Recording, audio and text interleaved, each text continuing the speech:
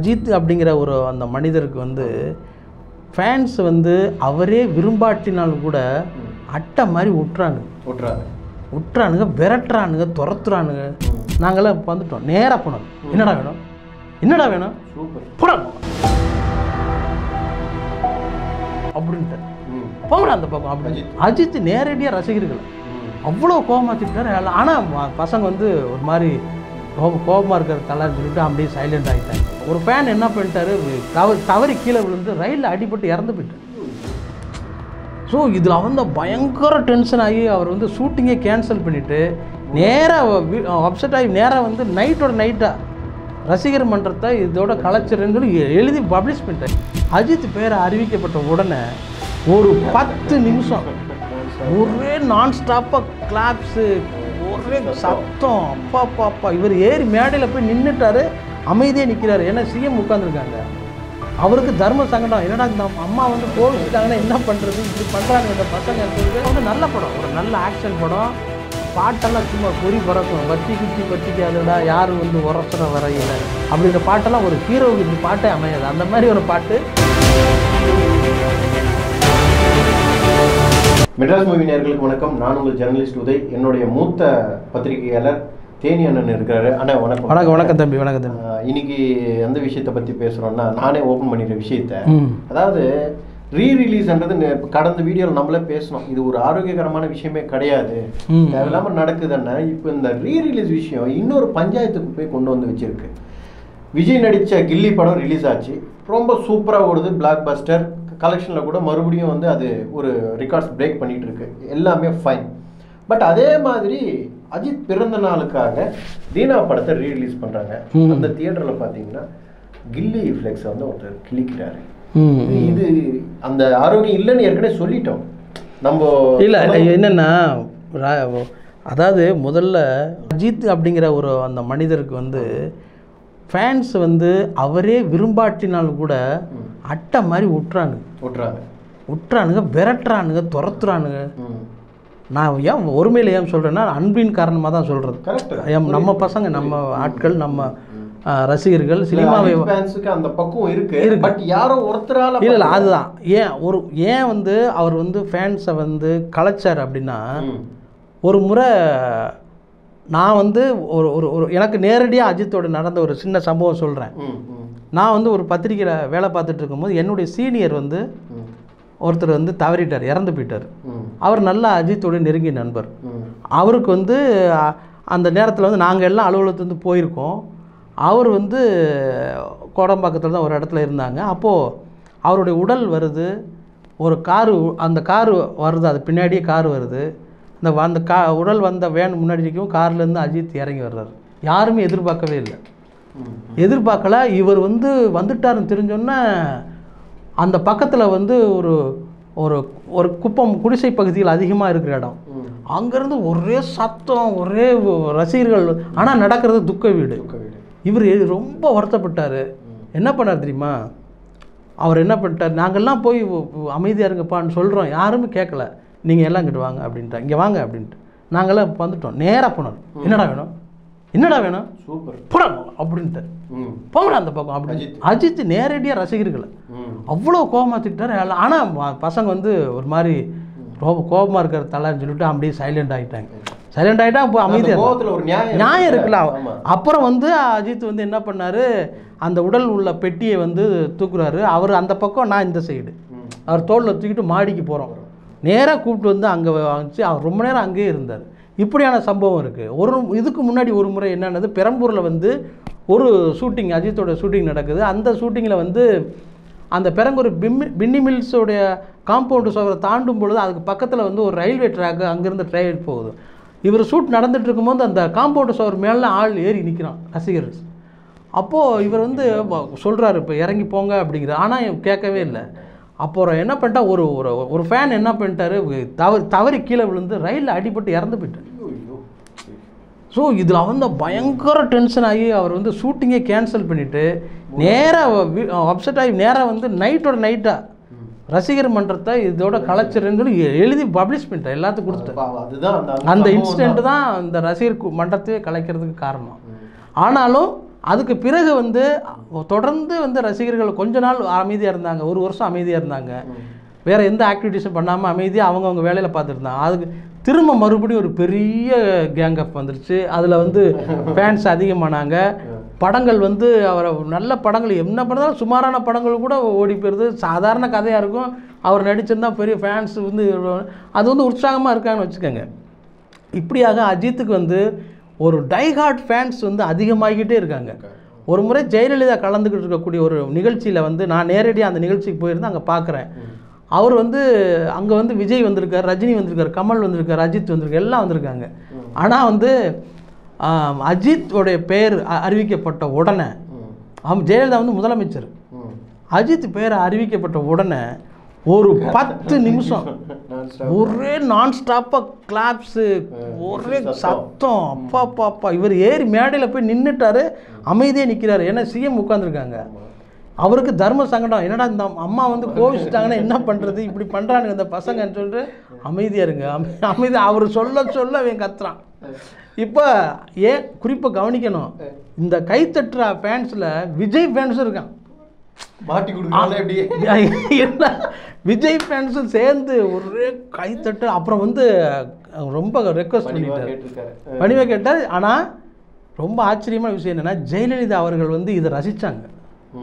அஜித்துக்கு இவ்வளோ ஃபேன்ஸ் இருக்காங்களா அப்படின்னு சொல்லி அந்த அம்மா வந்து குலுங்கி சிரிச்சிட்டாங்க. அஜித் வந்து அந்த அம்மாட்ட மன்னிப்பு கேட்குறாரு. அவர் ஆனால் சிரிக்கிறாங்க, பரவாயில்ல இருக்கட்டும் என்ஜாய் பண்ணு அப்படிங்கிற மாதிரி சொல்கிறாங்க. இப்படி ஆனால் அஜித்துக்கு வந்து ஒரு எப்போவுமே ஏகோபித்த ரசிகர்கள் இருக்காங்க. அதில் ஒருத்தர் இந்த மாதிரி யாராவது ஒருத்தர் வந்து எப்படி போன துணிவு, அதுக்கு வந்து எப்படி ஒரு ரசிகர் வந்து லாரியில் வந்து தண்ணி லாரியில் மோதி கோயம்பேடு இதில் வந்து இறந்து போயிட்டார். ஆமாம், அதுவும் அந்த மாதிரி ஒரு ஒவ்வொரு கொண்டாட்டம்ங்கிறது வந்து இருக்க வேண்டியது தான். அதுதான் வந்து ரசிகர்களுக்கு வந்து முக்கியம். ஆனால் தன்னோட உயிரை பழிக்கிற அளவுக்கு வைக்கக்கூடாது. இதில் இன்னொரு தகவல் உங்களுக்கு சொல்கிறேன். அந்த இறந்து போன ரசிகர்களுக்கு தான் நேரடியாக பணம் கொடுக்காமல் ஒரு அந்த பகுதியில் இருக்கிற ஒரு செயலாளர் மூலமாக ஒரு பெரிய தொகையை வந்து அஜித் வந்து கொடுத்து அனுப்புனார். இவர் நேரடியாக கொடுத்தா முன்மாதிரி ஆயிரம் இதே அதனால அவங்க ஃபேமிலிக்கு தெரியாமல் இது வரைக்கும் யாருக்கும் தெரியாது. ஆனால் அவர் பெரிய அமௌண்ட்டை வந்து கொடுத்து அனுப்புனார். ஆனால் இது ஒரு பத்திரிகையாளராக நம்மளுக்கு தெரியுதுன்னா, வெளியே வந்து அஜித் இவ்வளோ பண்ணிட்டாரா, தெரியாமல் பண்ணிட்டாரா, சரி தெரியாமல் பண்ணுறாருன்னு சொல்கிறீங்க, அது எப்படி உங்களுக்கு தெரியுதுன்றாங்களே, அதுக்கு என்னென்ன பதில்? இல்லை, அது வந்து நமக்கு வந்து எல்லாமே நம்ம தேடிக்கிட்டு இருக்கோம் தம்பி, நம்ம தேடிக்கிட்டு இருக்கோம். இதில் தகவல்கள் தெரிஞ்சுக்கிட்டு நம்ம இது வரைக்கும் நம்ம எங்கேயும் பேசலை. ஏதோ ஒரு இடத்துல மேனேஜரோ பிஆர்ஓ நேரடியாக நம்ம கூட பேசுறாரு. அவர் அஃபிஷியலாக சொல்லனாலும் நம்ம வந்து இது பத்திரிக்கையில் எழுதலை, நம்ம பத்திரிக்கையில் எழுதலை. இப்போ நம்ம ஃபேன்ஸ் வந்து இப்போ இந்த மாதிரி பிரச்சனை பண்ணுறாங்கன்னா, அது வந்து இந்த பையன் வந்து சாவி இதை வச்சு உற்சாக மிகுதியெல்லாம் சாவியால் வந்து அவன் கிழிக்கிறான் அந்த பேனரை. காசி தியேட்டரில் கிழிச்சிட்டு தான் அதை வந்து கிளறுங்க, அது வந்து கம்ப்ளைண்ட்டாக மாறுது. ஆனால் ஒரு ஆரோக்கியமான ஒரு கடந்த ஆண்டு வந்து என்ன பண்ணாங்கன்னா, விஜயோட படம் ரிலீஸ் ஆகும்போது அஜித் ரசிகர்கள் பேனர் வச்சாங்க, இந்த படம் வெற்றி அடைய வாழ்த்துக்கள் சொல்லி போட்டு ஆரோக்கியமாக இருந்தது. இது சம்மந்தமாக ஆமாம், இது சம்மந்தமாக அந்த ஃபேன்ஸுக்கு வந்து பெரிய ஃபோன் கால்லாம் போனதாக தகவல். நீ வந்து பாராட்டுறேன்னு சொல்லிட்டு. அதே மாதிரி அஜித்துடைய படத்துக்கு மதுரையில் தான் விஜய் வச்சு பேனர் வச்சாங்க. அதனால் ரசிகர்கள் வந்து கொண்டாட்டத்தை தடுக்கணும்னு நினைக்கக்கூடாது, அவங்க கொண்டாடணும், அதுதான் முக்கியம். ஆனால் அவங்களுக்கு ஒரு அநாகரிகமாக நடந்துக்கக்கூடாது, அது வந்து ஒரு ஓவராக பண்ணிடக்கூடாது. ஒருத்தன் பண்ண தவறால டோட்டல் அஜித் ஃபேன்ஸுக்கு எவ்வளோ கஷ்ட கெட்ட பேர். இதை வந்து நல்ல ரசிகர்கள்லாம் இருக்காங்க, எல்லாம் பண்ணுறாங்க. விஜய் ரசிகர்களும் ரொம்ப இப்போல்லாம் விஜய் ரசிகர்கள்ட்ட இருக்க மெச்சூரிட்டி வந்து அதாவது வழியாக அரசியல் கட்சி நடத்துகிற ஆட்களுக்கே வரல. அந்த அளவுக்கு மெச்சூரிட்டியாக விஜய் தமிழக வெற்றி கழகத்துடைய தொண்டர்கள் வந்து மாறிட்டாங்க, ரொம்ப மெச்சூர்டா இருக்காங்க. ஃபேன்ஸா இல்லாம ஆமா, ஒரு மக்கள் பணியில இறங்கி அந்த மனுஷன் எப்படி மாற்றம் வந்து இருந்துச்சு. இதனுடைய நான் என்ன நினைக்கிறேன்னா, இதுக்கெல்லாம் நமக்கு வாய்ப்பு கொடுக்காம அஜித் அவர்கள் அமைதியாகவே இருக்காரு அப்படிங்கிற வைத்தறிச்சல்ல கூட இந்த ஃபேன் வந்து அவரை விஜய் பண்ணிருக்கு அதை வந்து கிழிச்சிருக்கலாம். அதுதான் அடிப்படை. அவர் பண்றாரு, மறுபடியும் அவர் கேஸ் ஆகுது, போலீஸ் ஸ்டேஷன்ல போறாங்க, மன்னிப்பு கேட்கிறாரு, ஒரு வீடியோ போடுறாரு. இது தேவையில்லாத தேவையில்லாத ஒரு ஆமா ஆமா அந்த ஆணி அங்கேயே இருந்திருக்கலாம். ஆமா ஆமா ஆமா.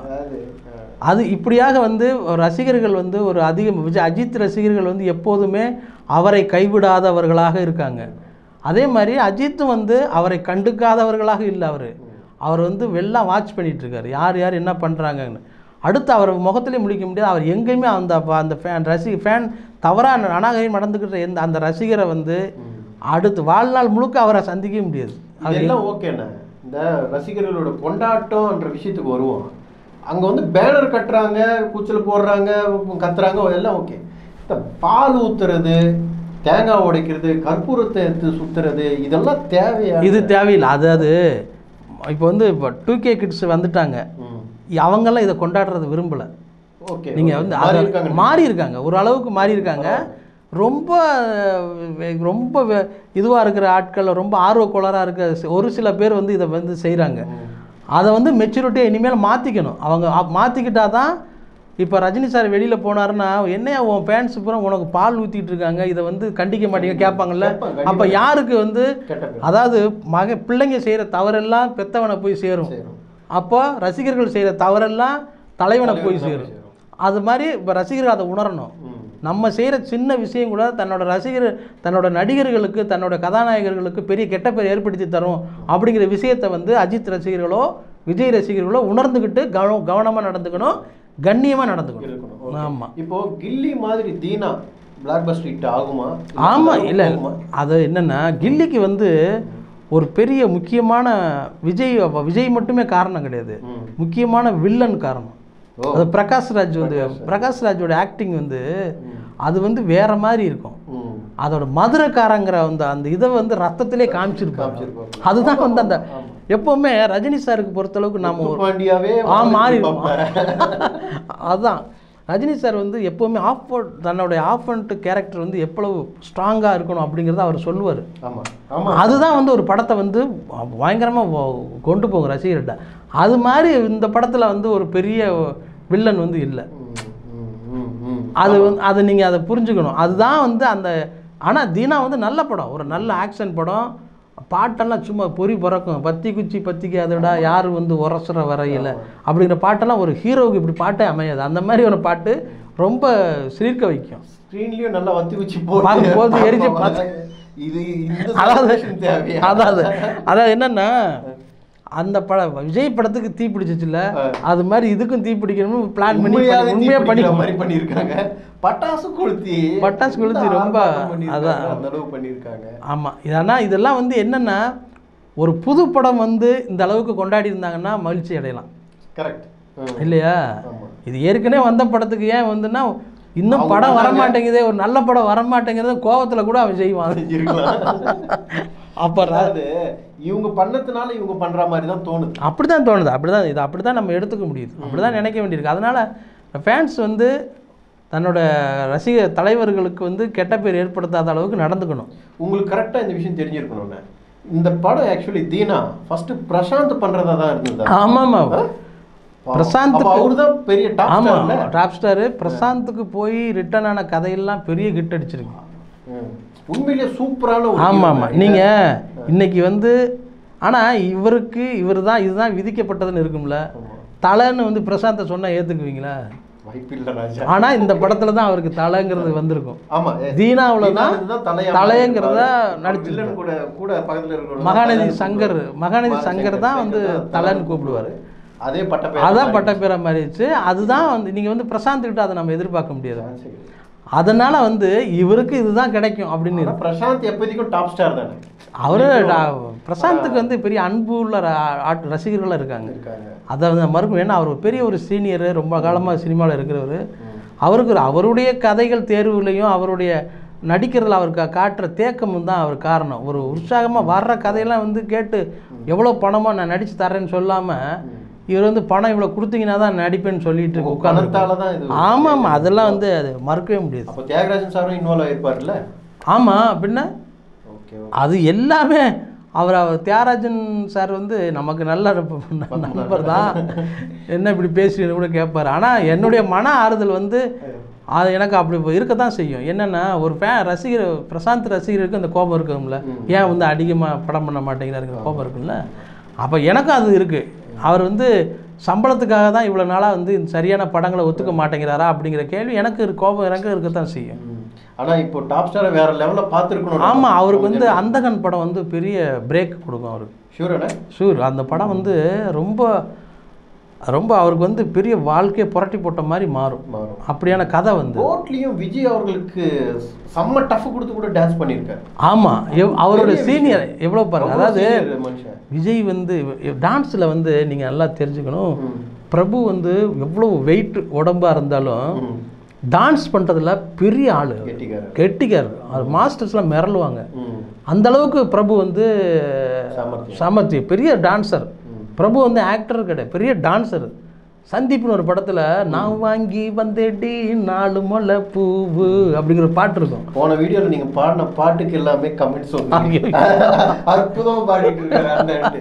நீங்கள் ஏரியா விட்டு ஏரியா கன்னடா பாட்டு தெலுங்கு பாட்டு பாடி. ஆமாம் ஆமாம், போய் அந்த வீடியோவில் கமெண்ட்ஸ் பாரு. அப்படி ரொம்ப ரொம்ப நன்றி ரசிகர்கள். ஆமாம் ஆமாம், ஃபேன்ஸுக்கு வந்து ரொம்ப நன்றி. பிரபு வந்து அந்த அளவுக்கு அந்த பாட்டில் வந்து ஒரு துள்ளலான இசையில் வந்து அவ்வளோ டான்ஸ் ஆடிருப்பார். அதனால அதே மாதிரி அரங்கேற்ற வேலையில் படத்தில் இன்றைக்கி வந்து உமாராமன் அவர்கள் தவறிட்டாங்க. அந்த படத்தில் அவங்க ஆகாய வெண்ணிலாவே தரை மீது வந்ததேனோ அந்த பாட்டை அவங்க தான் பாடியிருப்பாங்க. இந்த இதில் வந்து ஒரு கிளாசிக் டான்ஸ் வந்து பிரபு ஆடிருப்பார். அவ்வளோ வெயிட்டான உடம்பு வச்சு. அது மாதிரி பிரசாந்த் வந்து அவ்வளோ ஃபிட்னஸாக ஒரு வெயிட்டாக இருப்பார். ஆனால் வந்து விஜய்க்கு இணையாக வந்து அவர் ஆடி இருப்பது தான் அதுதான் பெரிய விஷயம், பெரிய டான்ஸர். அவர் வந்து டான்ஸில் வந்து அவர் படங்களில் பெருசாக டான்ஸ் இருக்காது பிரசாந்த். இவர் பாட்டுனா டான்ஸாக தான். ஆமாம் ஆமாம் ஆமாம், 2 பேரும் ஒரு ஈக்குவலாக டான்ஸ் ஆடிட்டு லாஸ்ட் வரைக்கும் டஃப் கொடுக்குறாரு. பெரிய பெரிய முதல் பாடலே வந்து பெரிய எதிர்பார்ப்பு ஏற்படுத்திடுச்சு. தீனால ஆரம்பித்து பிரசாந்த் கிட்ட வந்து. ஆமாம் ஆமாம் ஆமாம். ஸோ இந்த தீனா அந்த அளவுக்கு கலெக்ஷன் வருமானா எனக்கு தெரிஞ்சு ஒரு டவுட்டு தான். அது கண்டிப்பாக டவுட்டு தான். நான் சொன்னது தான் காரணம். அதே தான். ஸோ எனிவே ஓகேண்ணே, நல்லது, நன்றி. மற்றொரு வீடியோவில் சந்திப்போம். நன்றி, வணக்கம்.